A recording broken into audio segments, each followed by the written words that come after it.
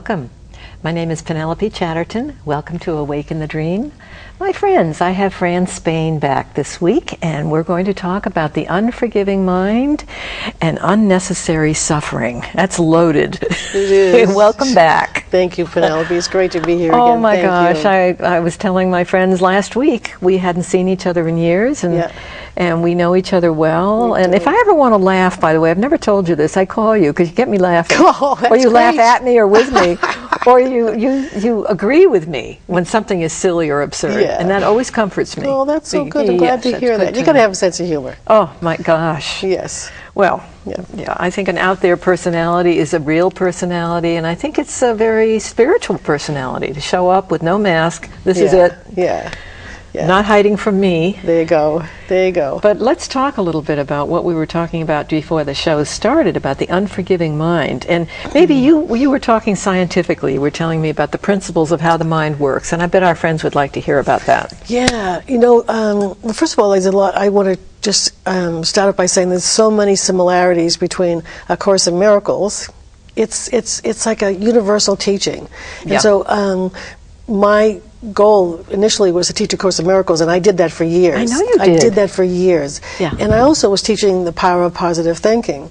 And now I've kind of combined the two, and I've taken, so A Course in Miracles has this, this phrase, ideas do not leave their source. Ah, right. Right? Right. And so you have an idea in your mind about someone, for an example, and it's a pretty nasty idea or a pretty harsh way of thinking about them. Yeah. They don't feel the effects as much from that thought as you do. Yeah. It physically affects you. They may feel nothing. They may feel nothing, Yeah. but a lot of times that they do. Okay, I they have pick to it say, up. whether they're aware of it or not, they pick it up. I Okay. am very sensitive to those kinds of things. Okay. And I can tell you, if somebody's talking about me and they're in a different state, I can feel it. I really can feel that vibration. And Yeah. I think that's what, if we all knew that when we put out a thought like that, whether it's about another country's leader or another person, Yeah. those effects get felt by the collective. And it does make a difference on whether we have peace in the world or not. Yeah. And that's one of the reasons why cleaning up your own thinking is so important, because it does send a signal out there. It does send a vibration out there. Yeah. You know when you walk into a room and somebody's angry. Yeah, right? I love that expression, clean up your own thinking. Yeah. Clean it up. Clean I like it up. that. Because you know when you walk into a room when somebody's angry, right? How do you know? You can feel it. You can feel it. Yeah. Exactly. So a lot of us are used to being able to feel that vibration, feel that energy of Yeah. someone being angry. Yeah. But Or when- even uncomfortable, if someone's uncomfortable. Yes, but so that just shows or proves that whatever we're thinking, even if we don't say it, it emanates a vibration, and other people feel it. Yeah. And we feel it. Like Yeah. if we're thinking something that's unkind, or negative, or harsh, every cell in our body's responding. Yeah. Keeping it. Keeping it. Well, usually when we have a thought, it doesn't come by once. You know, I heard somebody say... You're keeping it all to yourself. It's like, you've got this resentment for someone. Yeah. What did you say? It doesn't leave its source? Ideas do So not there leave it its is. There it is, affecting every cell in your being. And usually when we have a negative thought, we don't have it once. We have it over and over and over, and we ruminate and right? Never. So we have this fun.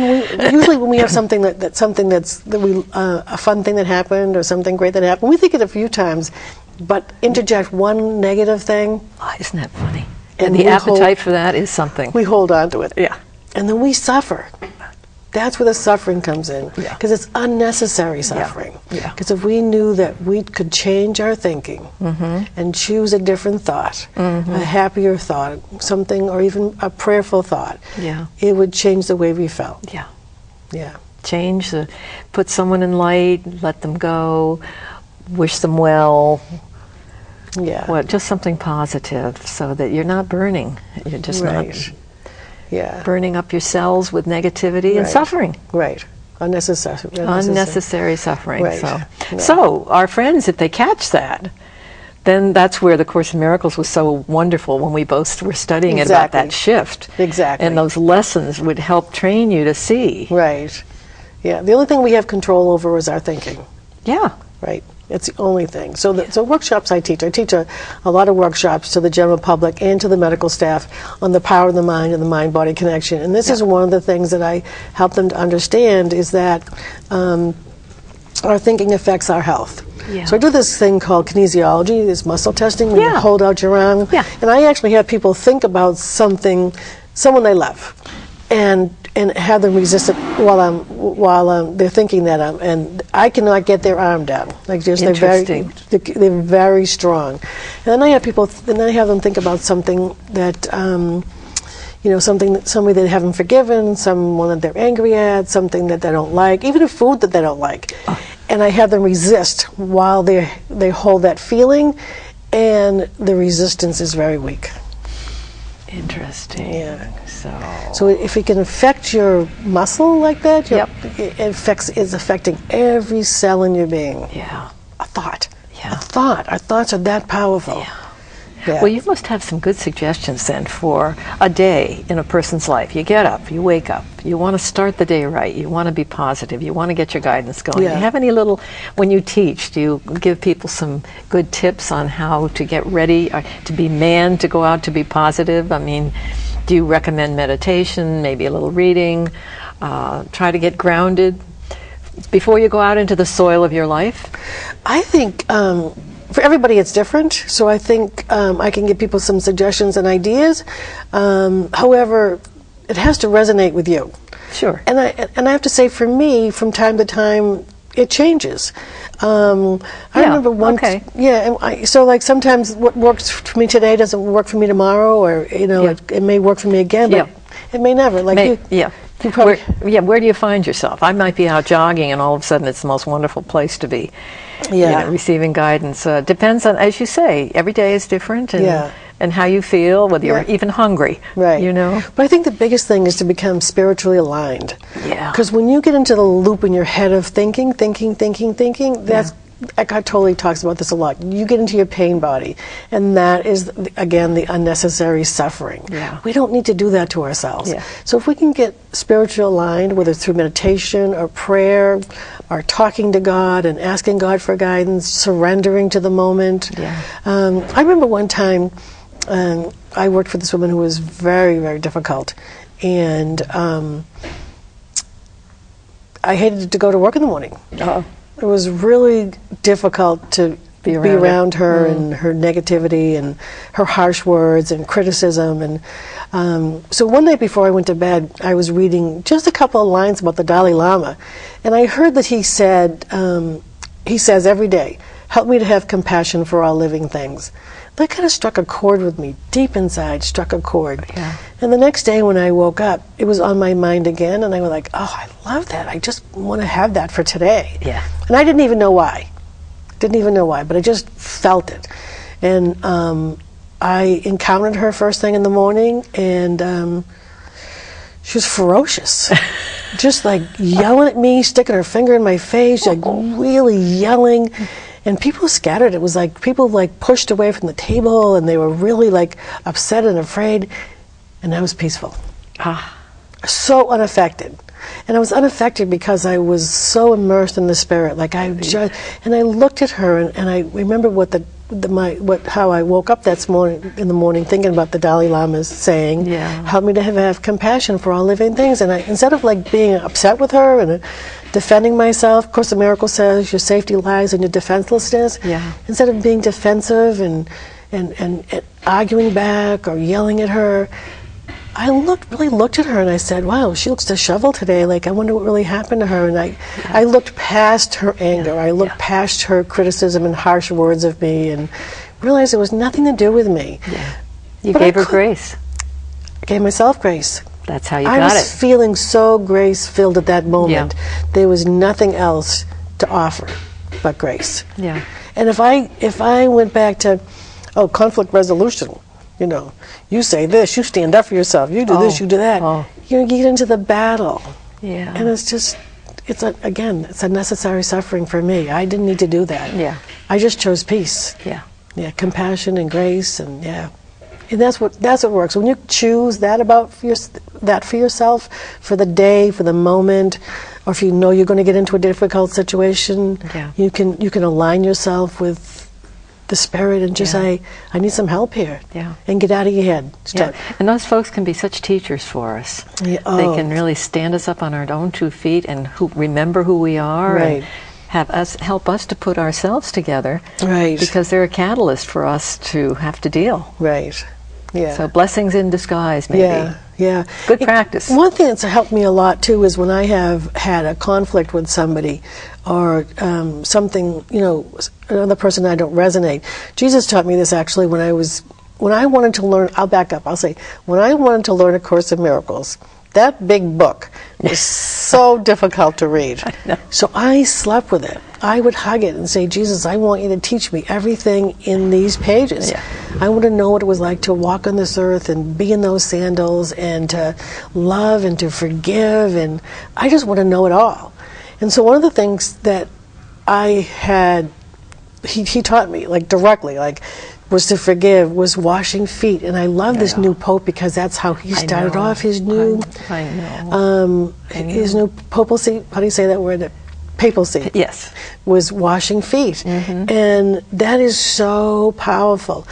So there was somebody that was giving me a really hard time in my life, and one night I had this impulse deep from within inside to, in a prayerful meditative state, was to wash their feet.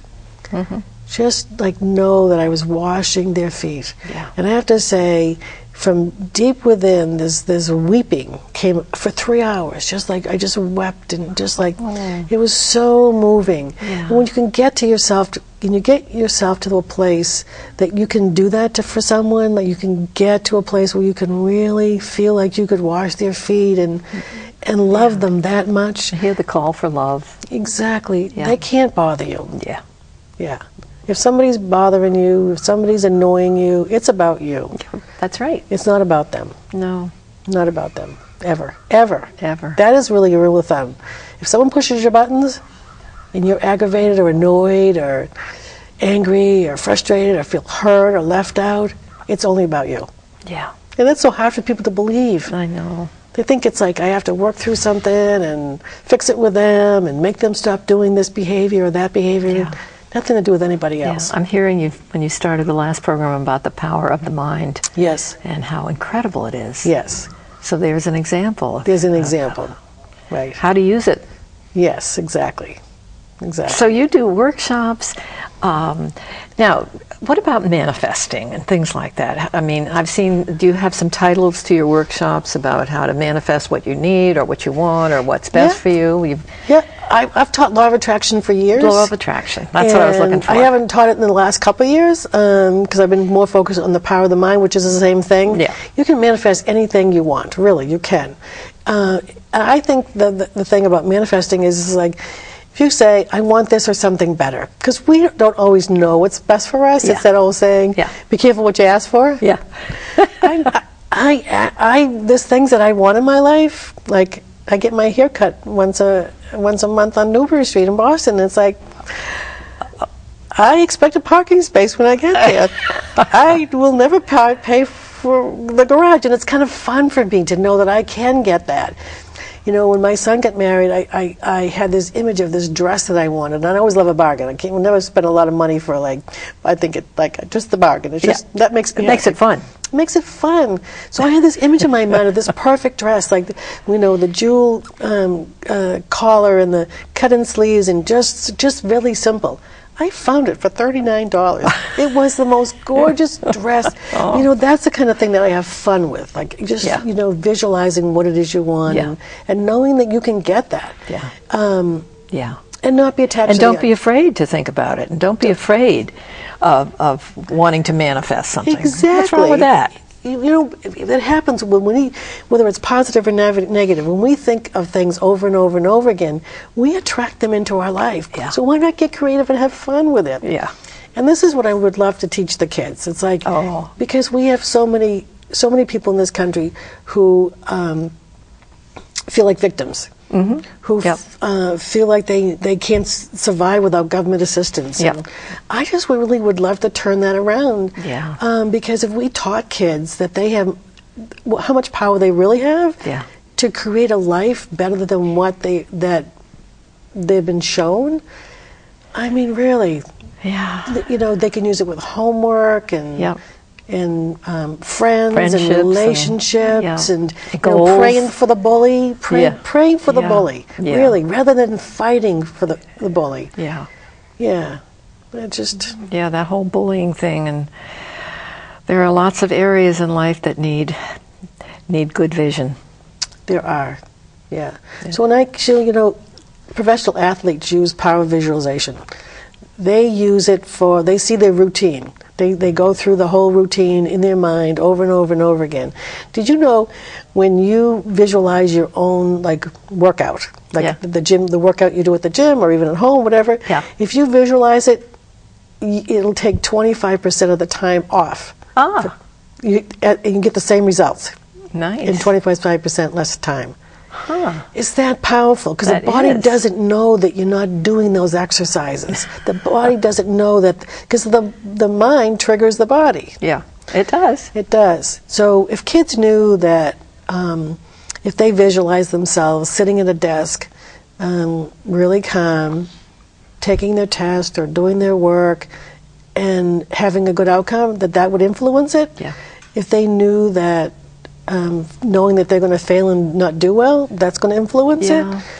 If they knew that they had a sports event that they could visualize it, it would help them with their outcome. I'm not talking about everybody winning all the time and getting the best grade, but doing the best that they could and feeling empowered instead of victimized or feeling like less than. Fear.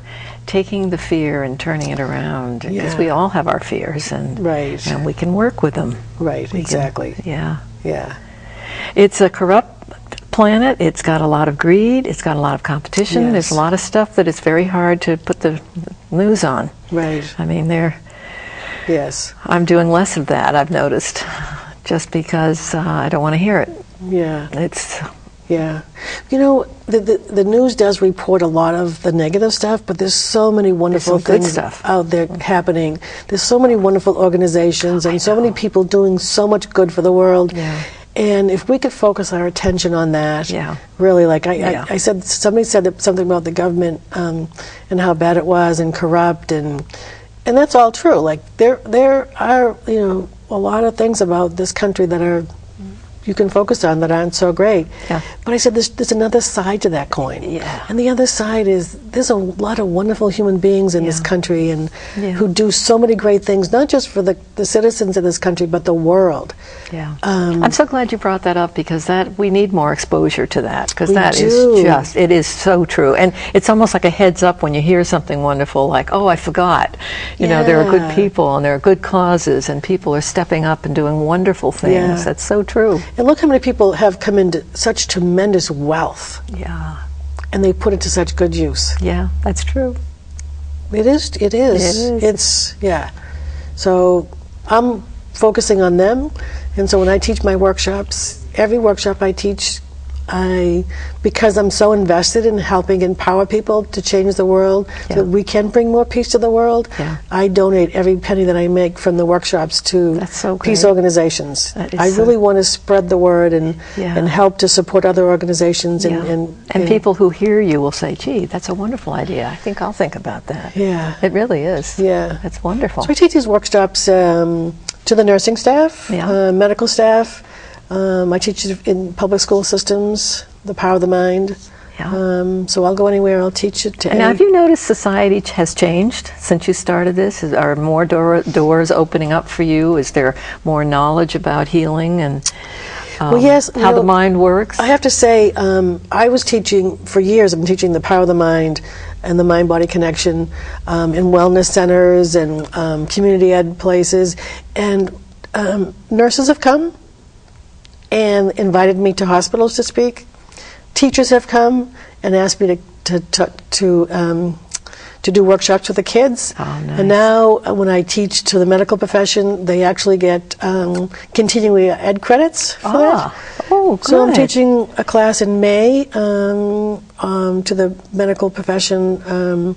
It's the Massachusetts Penn Initiative, and they get 3 continuing ed credits for it. The nurses do, yeah. That's so wonderful. Yeah.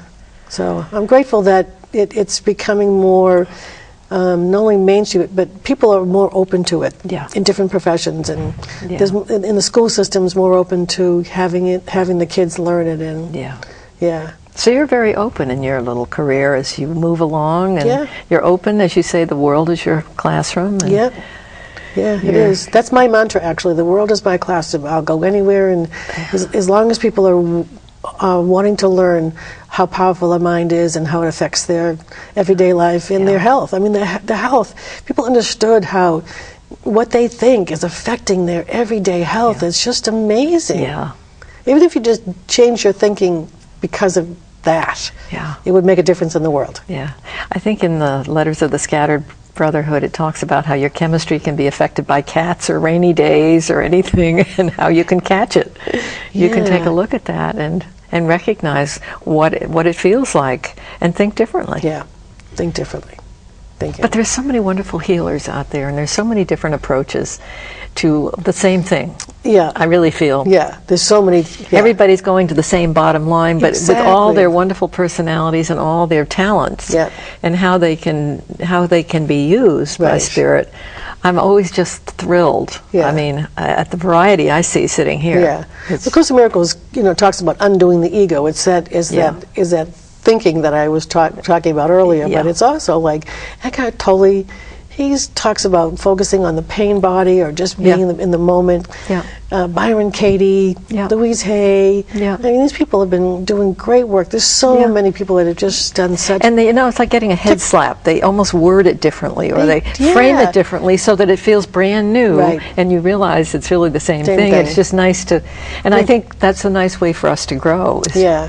Is to read it all and study it all and think about it. And even though Course in Miracles has been my spiritual foundation, it's a non-denominational spiritual teaching, which I love because it can speak to any spiritual practice, really. But it's really about undoing the ego and really becoming aligned with your God self. That book is big. You turned it into a pillow, and what I did was I memorized it, and I did the whole course on here.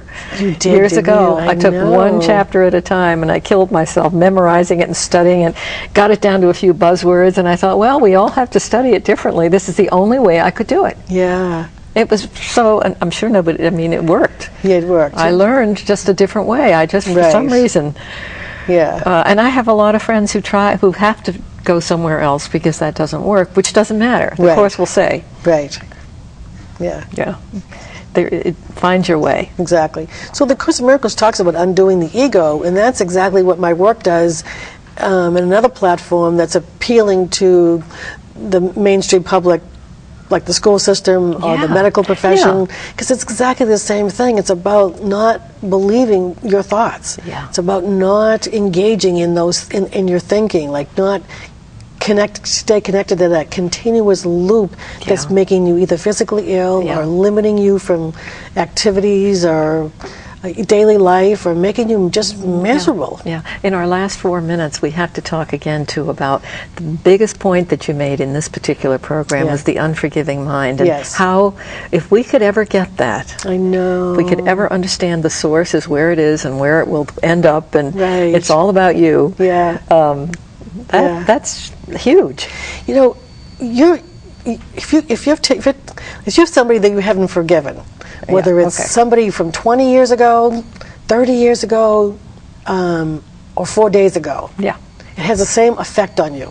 It's interesting. And you can say, well, I've forgiven that person because that was 30 years ago and I live my life every day. Well, guess what?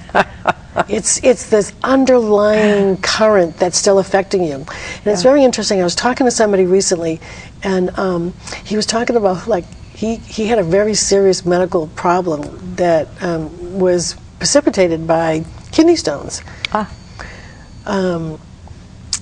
And so in the conversation with him, it's almost like he went from talking about his health to this bitterness he had old bitterness, like years ago with his person that was in his life, and how he hadn't forgiven him, he didn't want to forgive him, and he wasn't going to forgive him. It was despicable what he did. And I was like, you don't see the connection? Like, you don't see that connection? Like, hello? Yeah, and that will happen if you let someone, like, talk, like, they'll make the connection. They know, we all know on a deeper level how it's impacting us. You know, it never goes away. You really have to forgive them. And people think that forgiving means letting them off the hook, or, you know, condoning their behavior. Good point, yeah. And that's not true. Yeah. You need to forgive someone for you. Yeah. Because you need to let yourself out of that prison of that bitterness, or like that, you know, whatever however it's affecting you, which is always affecting you. In our last 2 minutes, just Marianne Williamson came into my head saying, you can forgive them, and you don't, but you don't have to have lunch with them, or exactly. Yeah, it's not as though you have to be a martyr, or you have to, you know, you'd be faking it if you pretended. Right. But you can put them in light. You can forgive them, but it may not be a relationship where you really have to stay wedded to it. I mean, well, it's not about them. Yeah, it's not nothing about this. But for you to be even free, because I don't know, I've had tendencies to get hooked into something where it's out of guilt. I gotta, you know, kind of thing. Where we don't. No. We can. We don't have to make all of them work if they're not all supposed to work. I mean, some work, some don't. Yeah, well, we don't know what's going to happen when we do let go and forgive, when we let God lead us, and we say, we let go for ourselves. You know, forgive because it's best for you. Yeah. And from there, we don't have any idea how God will take you. Exactly. The crooked road will be made straight. Yeah. So just ask God, you know, this is a place where you can ask God for assistance. Yeah. Help me to forgive. Yeah. Help me. And I don't know what that's going to look like. Yeah. So it all starts with us, and it all comes back to us. Exactly. And exactly. Yeah. That's and never forget to pray and ask for help when it's too much. And yeah. You're never alone. You're never alone. Yeah. That's a big one. You're never alone. Yeah. Yeah. Thank you, Fran. Oh, thank you. It's really nice to be here. Okay, great to see you. Yeah. And thank you, my friends, for joining us on Awaken the Dream. And I will see you again soon.